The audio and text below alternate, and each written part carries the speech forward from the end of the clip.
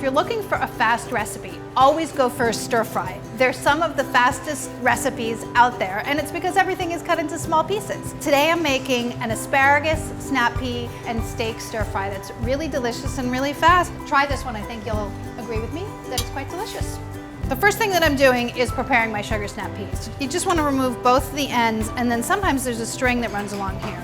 So you grab it between the paring knife and your thumb and then pull. You see how that string is? That's tough. That makes it not so great to eat. Same thing on the other side. Usually it's a lot less on the second side. Trim off the tough ends of the asparagus. I usually just cut them off where I think that it's tough. I know that's a little bit cheaty. You could snap each one if you wanted to, but what a waste of time. Then it wouldn't be a 15-minute meal. Then cut it into 2-inch pieces. You basically want it to be about the same length as the sugar snap pea. These are a little bit longer than 2 inches, but who's counting? Then just add those to the peas. And I have some ginger and garlic here. 1 clove of garlic. Just smash and peel this guy because you're gonna mince it. You could use your garlic press. Later today there'll be meat on this board. That's why I'm cutting on the plastic. Mincy, mincy, mincy.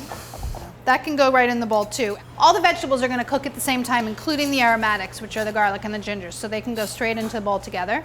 When you need a tablespoon of ginger, it's a little hard to peel just the amount that you need for a tablespoon, so I usually do about 1 inch using my spoon method. Well, it's not my spoon method. I didn't invent it. Somebody taught it to me. Maybe it was Martha. It could have been Martha. She uses this method. It's a great method because it just removes the skin and none of the flesh.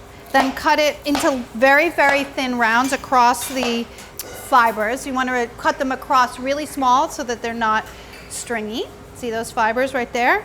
And then cut them into little sticks, little matchsticks, and then crosswise. And then you can go back and forth over it a few times just to make sure it's minced nice and fine too. And you need a tablespoon. The smell of fresh ginger is probably one of my favorite smells. That looks good enough to me. Does that look good enough to you? I said it looks good enough, but yet I'm still chopping. Why is that?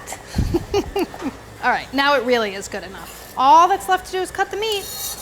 I have 12 ounces of strip steak. This is 2 smaller steaks. You can get 1 big piece. It doesn't really matter because you're going to slice it into really thin slices. And you want to remove any tough pieces of fat or sinew or anything like that. Very helpful when you're doing something like this if you have a sharp knife. So sharpen your knife before you start.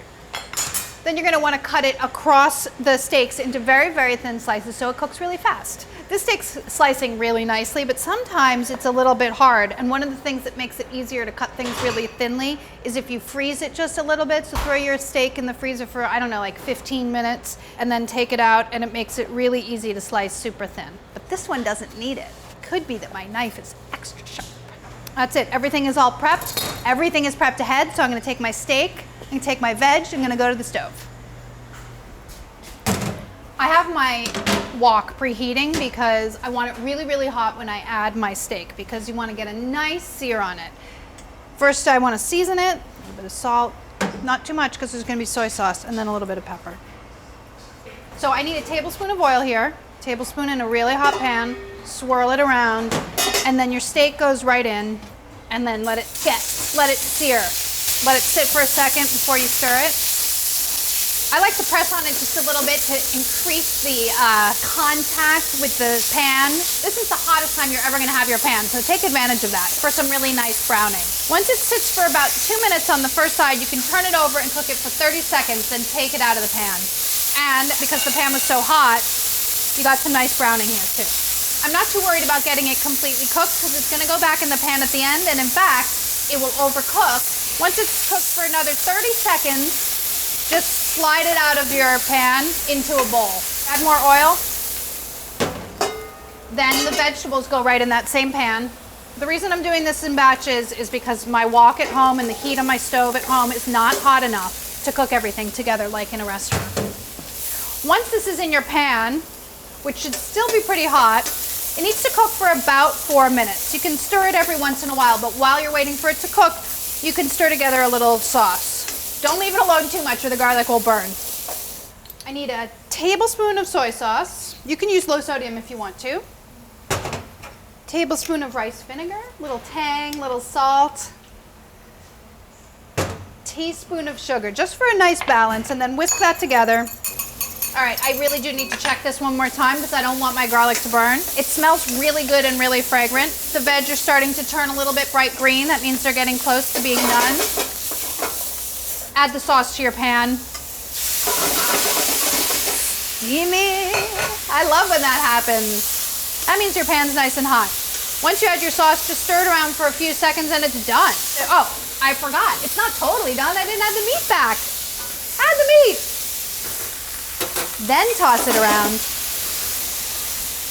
To finish it off, I'm gonna need a little bit of lemon juice, squeeze, as much as you want, a teaspoon or two, and then some of that fresh basil. Tear it over the top, and now you're really done. Turn the heat off before you add your fresh herbs. That way they maintain some of their really delicious freshness. Love a fresh herb at the end, don't you? Want a little rice? Why not? I do anyway. You can use brown rice if you want it to be a little healthier. Serve some of this stuff up. It's actually a really perfect family meal. It really takes absolutely no time, and it's really delicious. It's fresh, it's fast, it's delicious, and your whole family is going to love it. So give it a try, make it tonight or tomorrow night. You have a 2-day window.